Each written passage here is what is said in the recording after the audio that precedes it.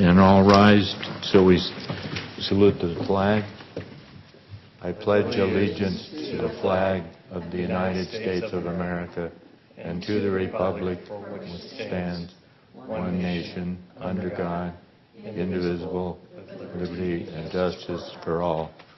Thank you.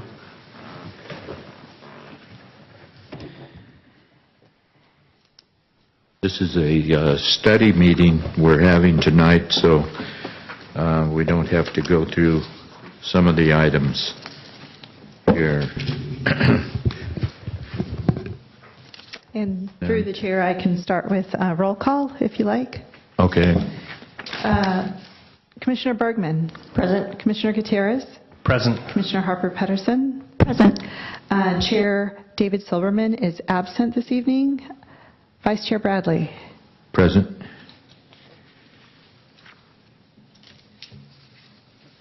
Next item is approval of the minutes.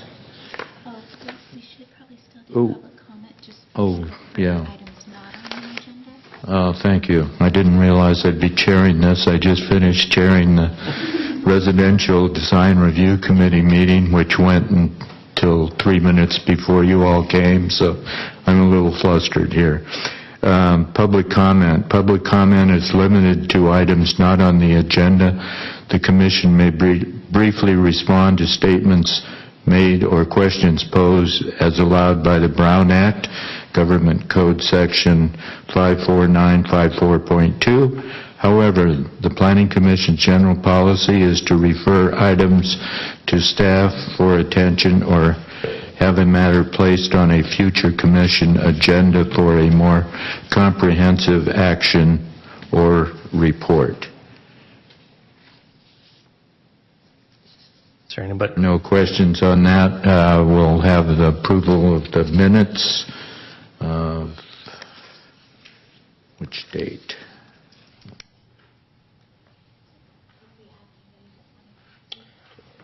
Is there anyone that would like to speak?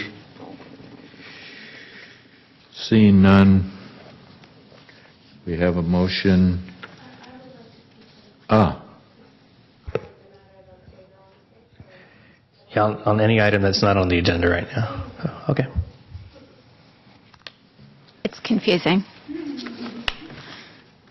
So we're looking at the minutes. Yeah.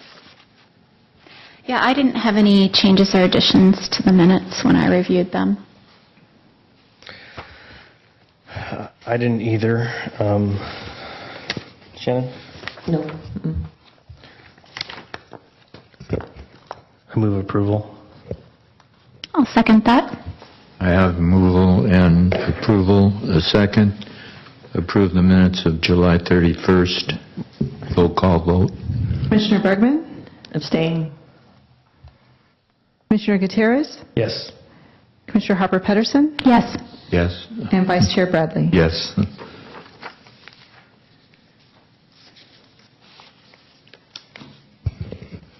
All right. Next is the study session, talking about state cannabis legislation and developing local cannabis regulations. Start with the staff.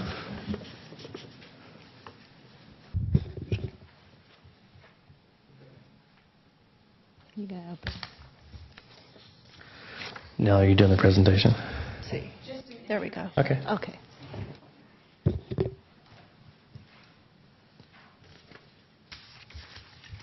All right, is that on? Yeah.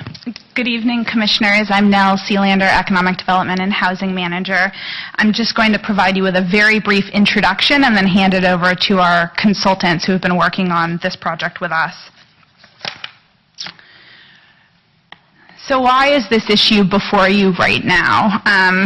As you all know, California voters passed Proposition 64, the Adult Use of Marijuana Act, almost a year ago in November of 2016. And the state will begin issuing licenses to commercial cannabis businesses on January 1st of 2018, just a few months away from now. So any local regulations that the city would like to impose must be in place prior to January 1st when the state begins issuing licenses.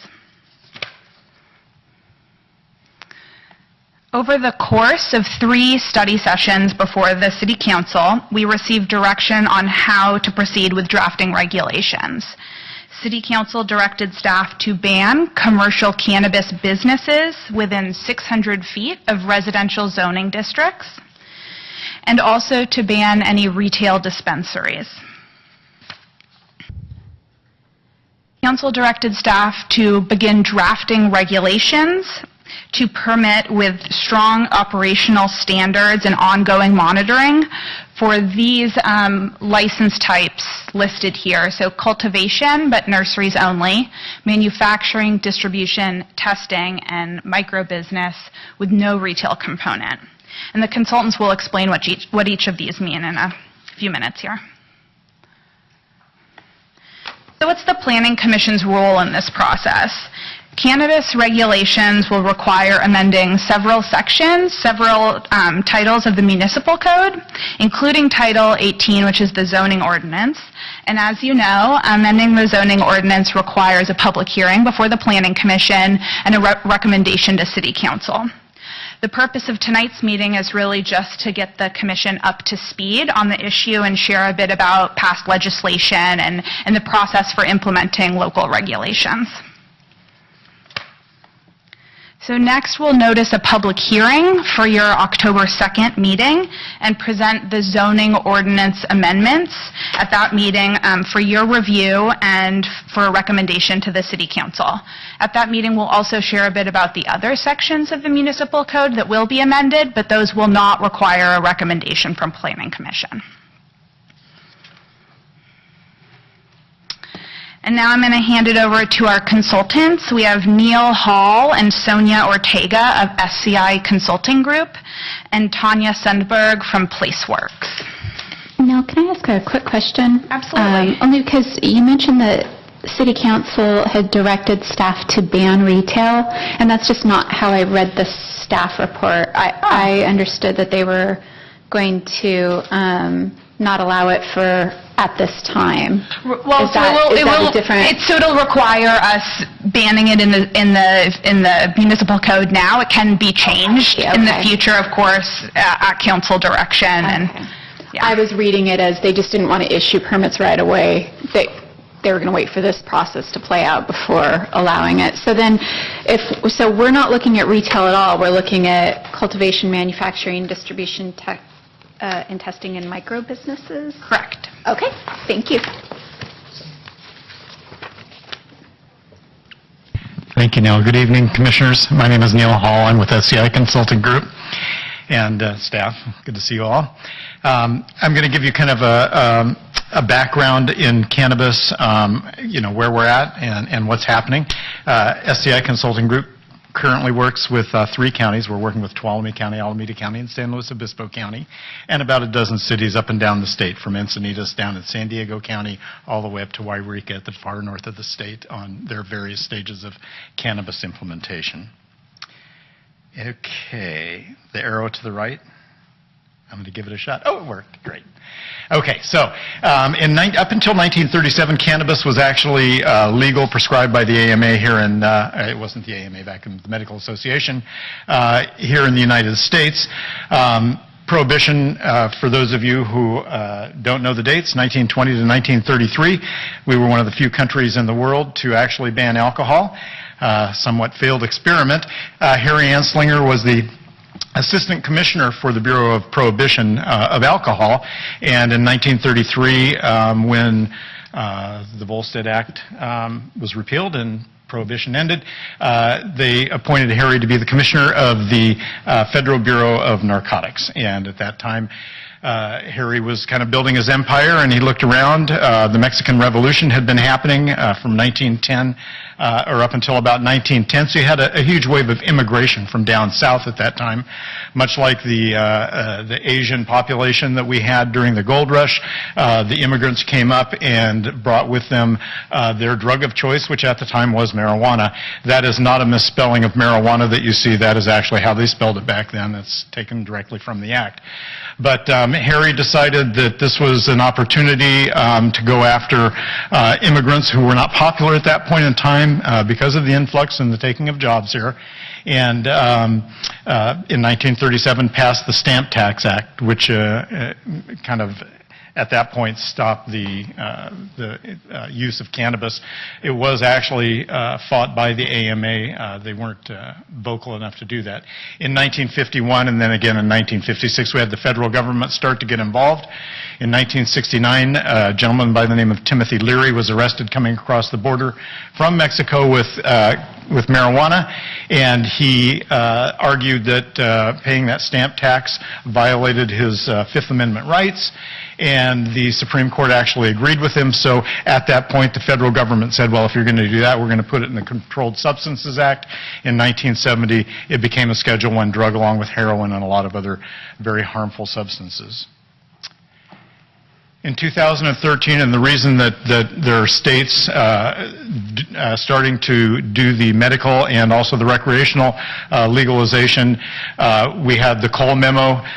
Deputy U.S. Attorney James Cole issued a memo with 8 criteria that if states were allowing medical, there were robust regulations that needed to be followed, that the federal government would not, in fact, go after them. And in 2014, Dana Rohrabacher and Sam Farr, 2 congressmen, one from Orange County, one from Monterey County, passed the Rohrabacher-Farr Amendment, which defunded the Drug Enforcement Agency and the Department of Justice from arresting or prosecuting people in those states that had robust regulations regarding medical marijuana. That was reaffirmed here in the 9th District Court in 2016. And if this gets boring, just wave at me. I'll skip through it. Medical cannabis is currently legal in 29 states. So we're about 3/5 of the states here in the United States currently allow medical marijuana. Recreational is legal now in 7 states plus California, so we're the 8th state. As you may or may not know, there were 4 states that started the trend, and Washington, D.C. also. And probably Arizona will go in the next election. California, if you look at us strategically, we're kind of surrounded by states that have legalized recreational use or adult use, non-medicinal use of cannabis at this point. California's history in 2015, I'm sorry, Prop 215 in 1996. So 21 years ago, we legalized cannabis here, and Dennis Perone was kind of the force behind that. He was out of San Francisco, went to the state legislature because his partner was infected with AIDS and couldn't eat. The only thing they found that was helping at that point to stimulate the appetite was cannabis. The legislature, turned him down there, going to legalize it, and so they wrote an initiative here in California. Prop 215 is an initiative by the people. And unfortunately, as is the case with a lot of initiatives written by the people, it lacked a lot of the regulations. And that was the MMP, the medical marijuana program, was enacted in 2003 and 2004 in an attempt to further regulate it. But then until 2015, when we had 3 bills, we had AB 243, AB 266, and SB 643, co-joined to further regulate cannabis, and they did a great job, actually. That was in 2015, and it put in place regulations for all the different aspects of cannabis at that time. And you'll hear me refer to it as cannabis. That is the term that is now currently used by the legislature. It's the term that people feel is a little less prejudicial than marijuana, but it means exactly the same thing. In 2016, SB 837 was further enacted to help the MMRSA for medical marijuana. And then in November of 2016, we had Prop 64, which was voted on here in California. I believe 57% voted in favor of legalizing adult use of cannabis. In 2017, and so what we had were two kind of disjointed sets of regulations, one for medicinal and one for non-medicinal cannabis. SB 94, which was originally a trailer bill by the governor, was approved by 2/3 of the legislature this year, and it provided integration of the and it says medical up there on our slide. Actually, they've changed marijuana to cannabis and medical to medicinal, which is probably a good clarification, I think, when you look back at the way it's done. And it's called MAHC-HRSA. I refer to it as SB 94. It's a lot easier to say. It created the Bureau of Cannabis Control. That's been renamed several times. That is a branch of the Consumer Affairs here in the state. It allows vertical integration of the 5 different activities that we'll see later on of cannabis, eliminated transportation licenses and combined them with distribution. It allowed some on-site consumption. I always look to see whose eyebrows are going to get raised when I say that. And it provides a CEQA exemption for localities that approve of any cannabis activity with a discretionary type of review, not a ministerial type of review. The big 3 businesses in the cannabis industry are retail, cultivation, and manufacturing. And as Nell said, retail is not on the table here in San Carlos. However, some limited cultivation in the form of nurseries and manufacturing are under consideration, as are testing and distribution. Testing and distribution are mainly support activities. There's not a lot of money, a lot of profit to be made in those 2 particular industries. They're a lot like other distribution testing industries would be. This is a picture of a dispensary, if you haven't seen one. This is Harborside. It's down in Jack London Square area. I have been inside many dispensaries up and down the state and up in Canada just doing research on these. Harborside is one of the largest in the United States. It's a very well-run facility. It looks a lot like that. This is what cultivation looks like. And again, you're talking about nurseries only here, but you can see these are how the plants are grown. This is a picture of a manufacturing facility, and I will tell you now, this is a much overblown photo of a manufacturing facility. One of our clients is the city of Coalinga. They have allowed manufacturing in Coalinga, and it could all be done in a room about the size of this room we're in now. It doesn't require a lot of space. This is a distribution warehouse. It is not for cannabis. We don't envision a cannabis warehouse will be this big either. You're not talking about that much quantity of cannabis, but it's typical. It's what a distribution facility would look like. Testing facilities, I've been to over 8 of them. They're all very well run. Most of them have an ISO certification. The state will require that of any testing that goes on, and they are requiring testing of both medicinal and non-medicinal cannabis at exactly the same levels. That is one of the big problems that we're going to face as a state moving forward. This is what cannabis looks like when it's grown inside. You can see the tall colas is what they're called. Those are the flowers. That is where the psychoactive ingredient resides in the cannabis plant, most of it. So these are the directions that that the council has given to ban retail at this time, to allow manufacturing, cultivation, distribution, and testing, and micro businesses without the retail, but to regulate them. And we do have some fairly voluminous regulations in place, as does the state and does every city and county that we work with. This is a new industry, and if it's overregulated to start with, it's probably not a bad thing. It's been operating illegally for many years prior to this. There are 2 client types. There is medical, and then there is the non-medicinal. And I, again, use the word medicinal now. These are the 6 key elements of cannabis implementation: community research and outreach, health and safety regulations that go with it, what type of application process you're going to have. It can be fairly complicated. There tends to be a lot of people applying for work in this industry. It's a new industry with a lot of money involved. We absolutely recommend full cost recovery. If the city implements a tax at some point in time, and we believe they probably will, that tax should be available to all of the citizens of the city, not just the people that voted for cannabis. And that means that the cost of this industry needs to be borne through regulatory fees.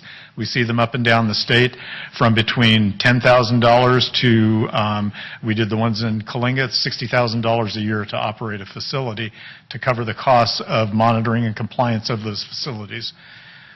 Revenue is from the tax ballot, and then we do the monitoring compliance there as well, and that is where we go into those facilities and make sure that they are following the letter of the ordinance, and that can be done by staff, it can be done by contracted organizations, but it needs to be done.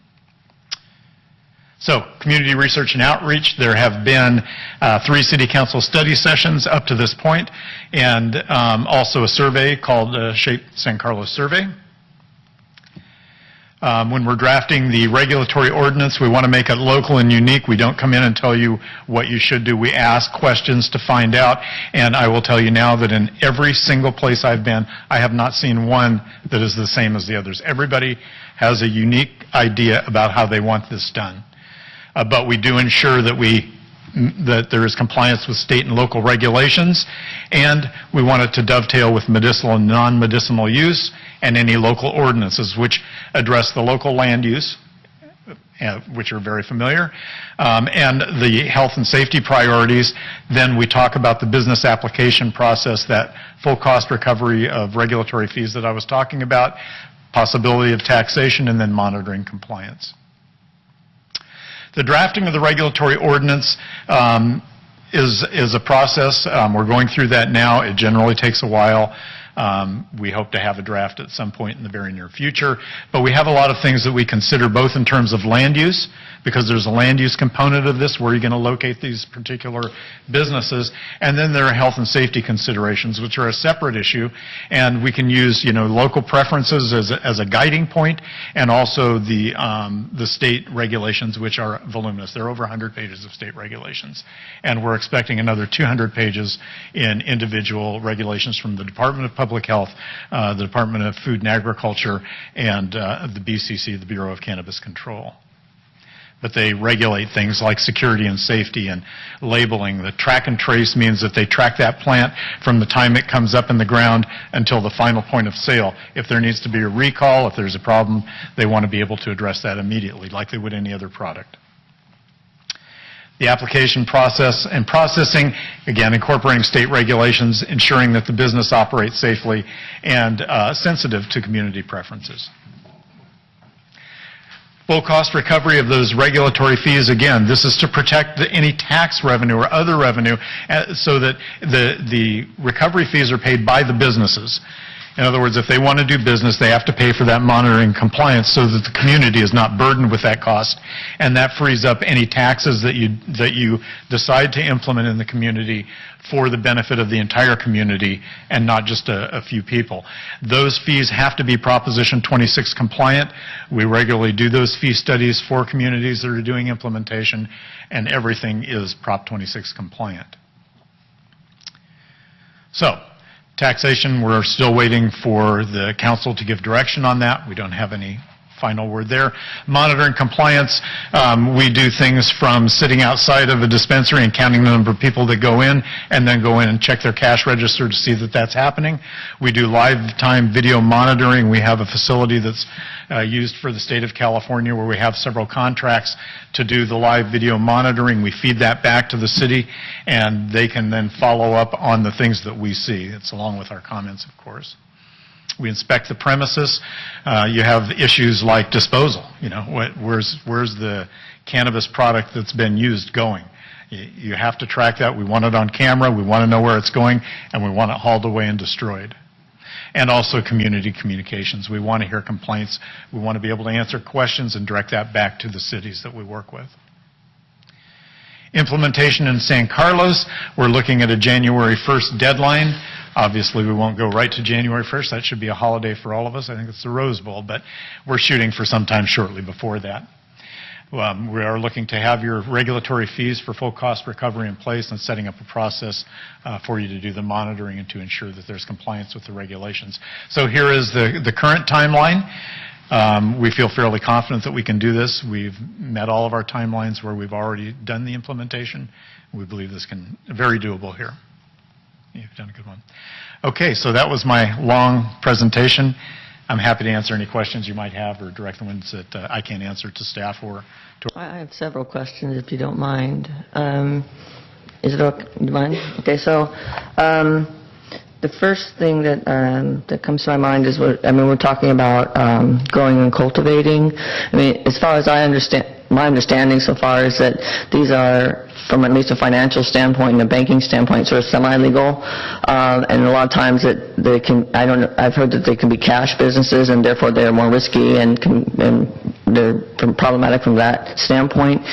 Could you speak to that a little bit and what's being done to try to mitigate any risk there would be to the city and citizens? If you could clarify what CBD is and how that plays into this these regulations. And then on the micro businesses, I'm assuming they'd be selling to retailers that aren't in our city if we allow micro businesses to grow here. Is that what? Okay, so those are some of the questions I have. Okay. So I'll go with the first one first, and feel free to interrupt me, staff, or anybody that wants to jump in. But basically, with the cash part of the business, the Board of Equalization, as you know, is changing title. The new entity will probably be the one that will do the tax collecting. But they have been charged with, by 2018, January 1st, they will need to be setting up a satellite office up in the Emerald Triangle, where there's truly a lot of cash taking place. San Carlos probably will not have as much cash or not as big as those areas, but they are setting up a satellite office to start taking cash payments. BOE, as it exists today, has 22 satellite offices up and down the state. You can file an exception to turn your money in as cash to each of those offices. Now, whether or not that'll be granted, and especially with the influx of businesses that'll happen, is hard to say, but the state does understand that, and they're working towards that. Now, that doesn't mean that every business is a cash business. Particularly the retail tends to be. Some of the cultivation and manufacturing business have been able to partner with credit unions that are not federally insured. We see a lot of that up and down the state. But that is really going to be coordinated between staff and the businesses as we move forward. We also see where in the smaller cities like Shasta Lake, where they actually have the business people meet them at the city's bank, they issue a receipt for it and it goes straight into the bank. And so there is no exchange of cash outside of that. We also see a lot of cities that have armored car services that actually do use the cash to do that. Your second question was about CBD. CBD is the cannabidiol. It is the oil. It is typically it is non-psychoactive. And I say that because I have worked with the testing firms, and actually the acid in your stomach over time, if you take CBD, it will become psychoactive to a certain extent, although 99% of the time it is not. That oil is what they're finding works well in seizures, particularly. That is where we get the Haley's type of stuff. And what's interesting is that has to be grown for that. You see different strains of the plant. Of course, the recreational people want it to be high in what's the THC, which is the tetrahydrocannabinol, and that is the psychoactive ingredient. The CBD actually operates almost the opposite. When you have high CBD, you have low THC, and vice versa. So the trick is really to find facilities that will supply, a higher CBD type of oil. That's a very useful type of medicinal product right now. But there is no control over that other than it has to be on the label of the product when it's sold. Is part of what's being proposed is that the testing will actually start to regulate the percentages of the different types of elements of the cannabis, that you know what percentage is THC, what percentage is CBD and all that? I mean, I read that that was a problem in Colorado when they first legalized it, that they were making some really bad stuff, making people sick because it wasn't regulated. Is that part of California's plan to make that, like an FDA label? It is, and I will say that they've already done testing on California products. Steep Hill, which I believe the lab in Berkeley is just up the road here, did a test of about 70 samples of California cannabis. 93% of them would have failed under the regulations that the state is proposing. So yes, that is exactly correct. Now, they aren't going to regulate the amount of CBD or THC. They're going to regulate the different types of microbiological contaminants that could be in it, or residual chemicals from the manufacturing process, those types of things, but they will have to have on the label the percentage of THC and the percentage of CBD. Those two are the two components that must be on the label. Thank you. And the micro businesses selling to Yes, sell to other retailers? you have no retail allowed here. A micro business that is allowed here will have to distribute to an outside retailer. One final question, then I'll open up. I saw a slide earlier that talked about transportation. I mean, is it they're having to have license to drive cannabis anywhere in the state, or obviously it wouldn't apply across state lines, but it's within the state, so, okay. And it's distribution now. They've just combined it into distribution. It must be an employee of the distributor, and there are a huge variety of rules about how they transport that product. So that I believe the police chief was here. I saw him earlier. If he pulls over somebody with a carload of cannabis, they're going to have a manifest. They have to file a manifest electronically with the state before they even move it, and then they have to carry a physical copy with them under state regulations. Thank you very much.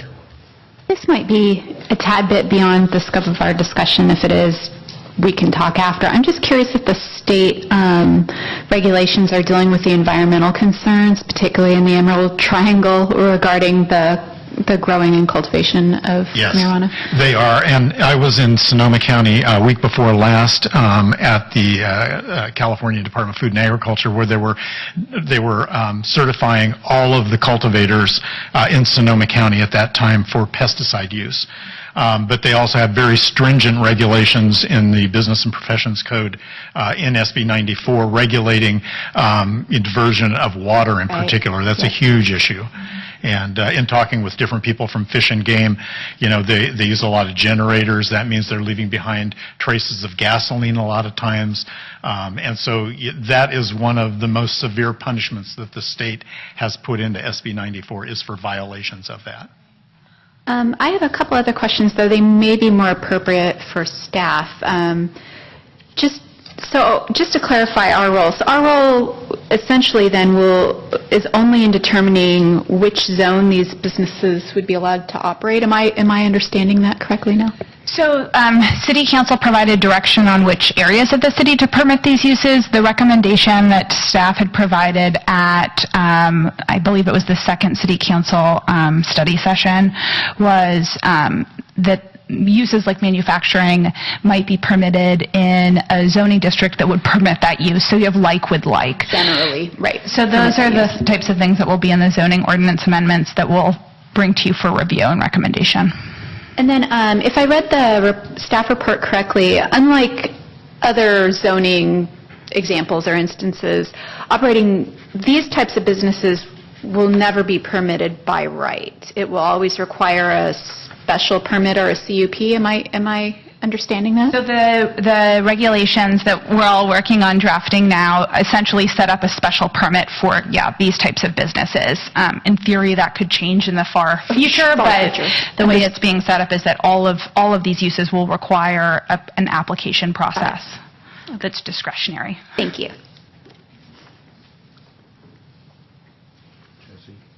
I don't have any questions now. Mr. Hall, you started out by explaining the three aspects of the process. We can understand the cultivation and retail business aspects, but I'm at a loss to figure out what the manufacturing means. Can you detail that for us? I would love to. Actually, it's a fascinating process, and it is, again, one that is being highly regulated. The equipment to do it now has to be engineered. Everybody got a real bad flavor for manufacturing because people were using PVC pipes in their homes and butane. What happens is the active ingredient in cannabis is soluble in a lot of chemicals, butane being one of them, hexane, a lot of different things. We see those used in other industries. They're used for deriving soy oil, for instance, or lavender oil or rosemary oil essences from those plants. But what happens is the plant material is put in a big tube. It's about this big around, and the one that I see in Coalinga is about 12 feet high, and then it is it's sealed, and butane is pushed through it. And butane has a very low evaporation point. So at about 70 degrees, all the butane evaporates, and all that's left is the THC, the active ingredient of the cannabis, in kind of a mucky, ugly dark green and black form. And that's then put into like a centrifuge type of machine that slings off all of the color, and you end up with this gold or clear colored pure THC product. And that then is sold in dispensaries. These days, in the old days, of course, and I'm a child of the 70s, people smoked joints. You could tell if somebody was using marijuana from, half a mile away. It stunk to high heaven. Now with these vaporizers, they're the size of my ink pen, and there's a little cartridge with that oil in it that goes inside, and it heats it up to just about 400 degrees. 392 degrees is where it vaporizes but doesn't smoke.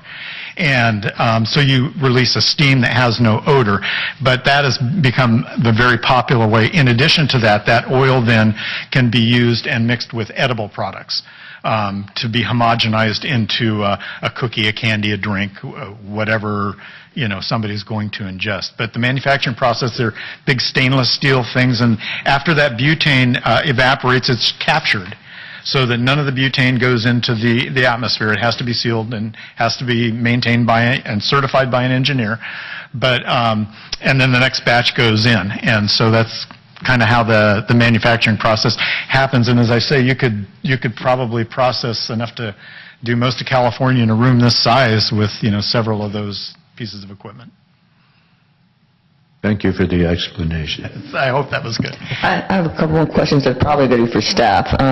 One is about the odor. I mean, is there anything going to be written, or are we considering any kind of ordinance on odor? Because, I mean, if I was living in an apartment building, I don't know if I'd want to be subjected to that, so I don't know if the city's considering that, if that's going to be like an HOA thing that's happened. No, it's in the ordinance, and it's very specific. And I will tell you also, from being in these facilities, all of them have amazing odor control. You could walk around the outside of Harborside, you could walk around these manufacturing facilities. They not only use filters in the air, but they have kind of a reverse vacuum system, so that when a door opens, the air doesn't go out, it actually gets sucked back in. They've gotten very, very good at this. You would not know unless there's a sign up that there is a facility next to you in most cases. And if you do, there is odor control written into the regulations so that there's no detectable odor from outside the facility. I have one more question. I know this one's for staff. Having to do with, and it might be Parks and Recs, I'm not sure who handles signage, but since the law was passed, I mean, I live up near a park, and there's been an increase of people coming up to the park to smoke, and I think, and I know it's illegal to actually do that in the park, but I don't think our signage really spells that out. So who would we take that out? Because I think that it might help to have it reinforced. Because I mean, like I said. Good evening, Commissioners. Greg Rothis, Police Chief. In terms of smoking marijuana in the park or smoking anything in the park is against the city ordinance. So it's really just a matter of giving us a call, and but people are not allowed to smoke in parks, whatever they're smoking. I know, and I actually have called before, but I just think that the signage would be, I don't think everyone knows that, frankly. And okay. and I was thinking that the signage, if they had better signage in the parks that say no smoking of any kind, or something like that, that it might help with that. And that's why I was mentioning it to staff, is something we might want to consider as a city, because I think that would help. Because I think that, especially up where we're at, there's a lot of wilderness and people, so I think it would help. Anyway, that's my 2 cents. I can bring that to the attention of Amy Newby, our Parks Director, and Okay, and yeah. that suggestion. It's a good suggestion. Yeah, thank you. And just to clarify, any public consumption of cannabis is currently prohibited, and anywhere that tobacco smoking is currently prohibited, smoking of cannabis is prohibited. So the law is in place. It's just, again, a problem. Yeah, I just don't think there's the public awareness of it with the passage of the law, and I think it might be helpful for the transition that it be reinforced. But, okay, thank you. Yeah. You want questions from the audience? Okay. Thank you. We're going to open it up to questions from the audience now.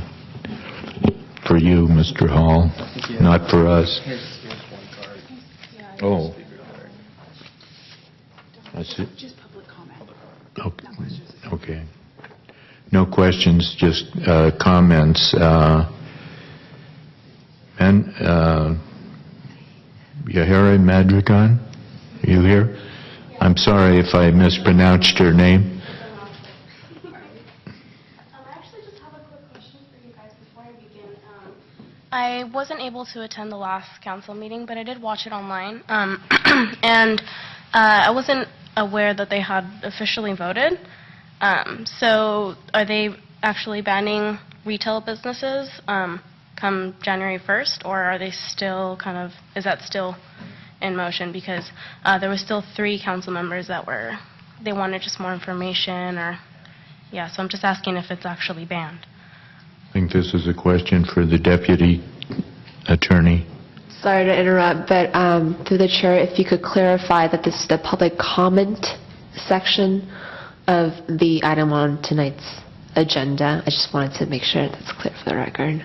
So we're in the public comments part. And I just want to clarify, it's not a Q&A session. This is your opportunity to make a comment. Yeah, I understand, but I don't know, it's just this relates to that directly, so I just would like to know if that was banned or not officially. Hi. So my name is Al Svay. I'm the Community Development Director. And what the council directed the Planning Commission to do is to prepare language and consider language in our codes that would do that. But the council also wants to have more information about it before they make a final determination. So the council hasn't voted, and nothing's official yet, but they've given direction to the Planning Commission. Thank you. All right, I'll begin. I'm here to talk about the benefits of having a cannabis club in San Carlos. In the last meeting, some concerns about safety issues, youth usage spiking arose, as well as objections to having a shop in San Carlos because people can always just drive to the next town for their products. When January 1st comes, people will be able to grow and consume wherever and do whatever they please with it. It is human nature to want things as fast and as easily as possible. Not having a cannabis club in the city will drive people to get it from the black market. And they grow with pesticides and make edibles with without childproof packaging, and use dangerous, untested dosages. Those in the black market do not mind selling to minors and will never contribute to this community. Cannabis clubs would never sell to minors because they have so much to lose and would be working against the usage among youth. If you allow 1 or 2 clubs on a provisional license or provisional permit to be a part of the San Carlos community, we can use them as a resource and the funds that they provide to educate the youth, eradicating the black market and the dangers that come from uneducated use of cannabis products. Cannabis is about to be everywhere, regardless of having a retail shop here or not. But wouldn't you want an organization that cares for the people of this community to take charge and participate in educating the public? They can give you the tools to succeed in a state where cannabis will be more accessible than ever. Let's take small steps together to make it easy for the people of San Carlos to get safe products and choose to go to the cannabis club in town instead of the person who grows in their backyard. Waiting a few years means slowly losing your local authority and the best way to choose the best fit for your community. If you give us a chance to step up to the plate, we will give back to the community financially, but most importantly, we will educate. San Carlos was one of the top votes for Prop 64 and all that it included. Listen to what the people voted for. 65% yes on the Prop 64 is saying something. Like Councilmember Olbert stated, the people of San Carlos are reasonable and thoughtful. Thank you. Thank you. Are there any more public comments at this time? Any more questions, comments from the Planning Commission? I don't have any. I don't have any questions at this time. I think you all answered it. Thank you. Any guidance from the staff? This would be a good time, if you have any guidance for us moving forward with regard to crafting of the zoning language. You've talked about some things, you had some questions, so I think we have a fairly good understanding of some of your concerns. But at this point, if you have any final direction or guidance in terms of when we come to you with the zoning ordinance and other ordinances that you want in there, that you want to make sure is in there. And again, we did hear a few things, but I just wanted to make sure that you had your final say on the guidance there. Thank you. I don't know how big of an issue it is. The only thing that I'd almost like favor retail over cultivation, right? But since retail's off the table and it's about cultivation, the thing that really does concern me is just the safety of the cash transfer, because I mean it's bigger dollars, right? It's more of a risk, and my concern is for the community safety of that. So I don't know if there's any way or any guidance that we can get as to how we would craft something that would minimize the risk to the city as far as the safety, public safety is concerned. That would be my big concern with the cultivation.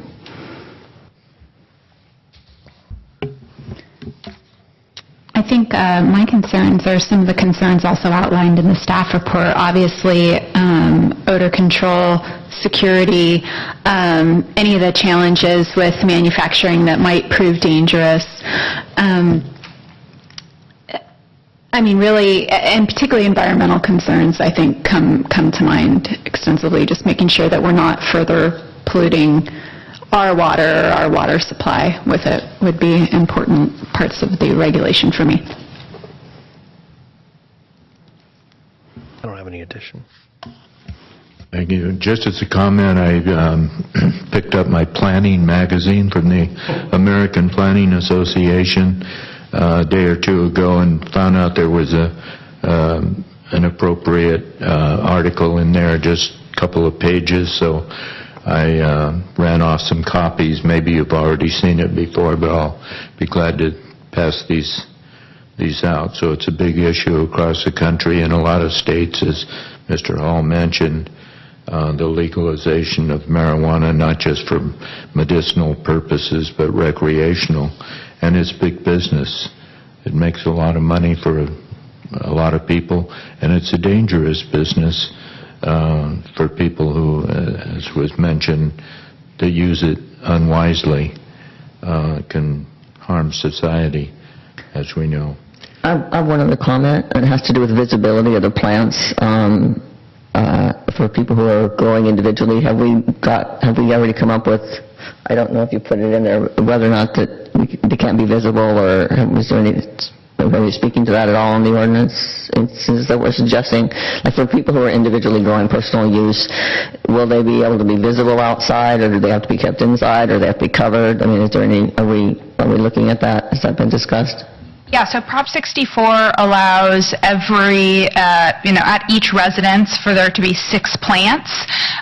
Cities can limit that to just indoors. The state law allows indoor or outdoor.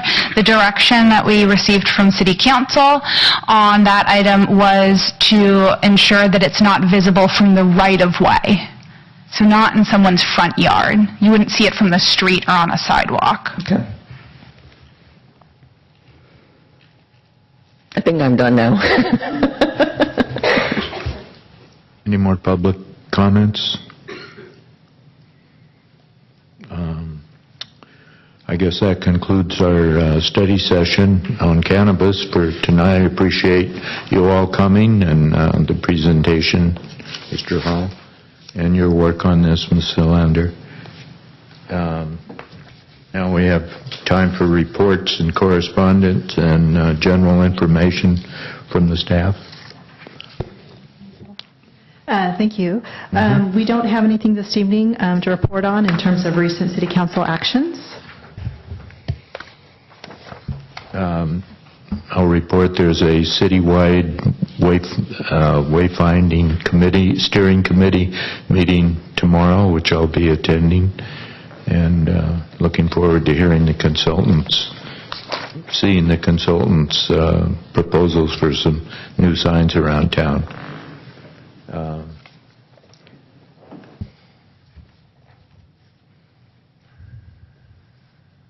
No correspondence, and no planning staff comments other than what we heard from Lisa, so... Actually, through the chair, I do have one thing. Okay, I good. didn't mean to interrupt you, but if you'd like, I can give you just a brief kind of update. For the next Planning Commission meeting, which is scheduled for Tuesday, September the 5th, we will have on the agenda a recommendation for a zoning ordinance amendment for protected tree classification, and this would be to propose removal of the eucalyptus trees as part of the protected trees, and I think I mentioned this at a previous Planning Commission hearing, but I just wanted to make sure that the Commission was aware and that information is available on the city's website. If you need hard copies of those, of course, we can give those to you earlier in advance of the September 5th meeting. So if that's the case, just feel free to send me an email, and we'll make sure to get you hard copies of that information if you'd like those in advance of the regular packet distribution for September the 5th. And that's all I have. Thank this you for evening. that, Lisa. Seeing no further business, I declare the Planning Commission meeting adjourned.